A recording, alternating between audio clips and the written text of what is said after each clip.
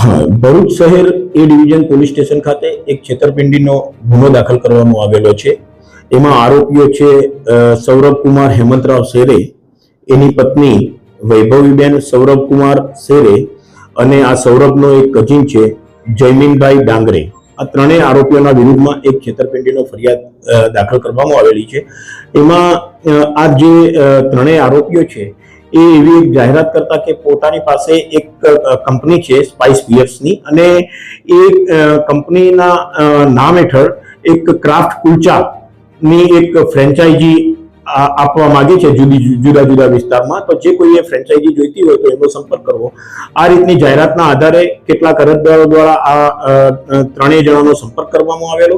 એ પૈકી આ ફરિયાદી છે આશીષભાઈ નેલ્સન કુમાર ક્રિશ્ચન, એમને પણ આ ક્રાફ્ટ કુલચાની ફ્રેન્ચાઇઝી લેવા માટે આ ત્રણેય જણાનો સંપર્ક કરતા એમની ફ્રેન્ચાઇઝી લેવા માટે ડિપોઝિટ પેટે તમારે પૈસા જમા કરાવવા પડશે એમ કરીને ટુકડે ટુકડે એમની પાસેથી 26 લાખ રૂપિયા જેટલી માતબર રકમ જમા કરાવડાવેલી।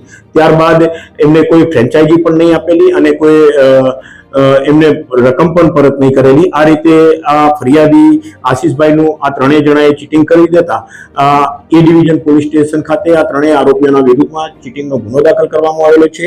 એ પૈકી ત્રણ પૈકી આ વૈભવી શેરે અને જયમીન ડાંગરેની એ ડિવિઝન પોલીસ સ્ટેશન ખાતે ધરપકડ કરવામાં આવેલી છે। એમના રિમાન્ડ મેળવીને આ દિશામાં આગળની તપાસ કાર્યવાહી હાથ ધરવામાં આવેલી છે।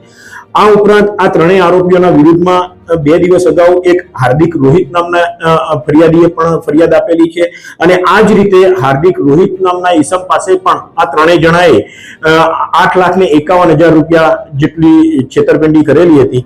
તો આ સિવાય પણ બીજા ઘણા લોકો સાથે છેતરપિંડી કરી હોઈ શકે છે, તો એ દિશામાં પણ પોલીસ આગળની તપાસ કરી રહી છે।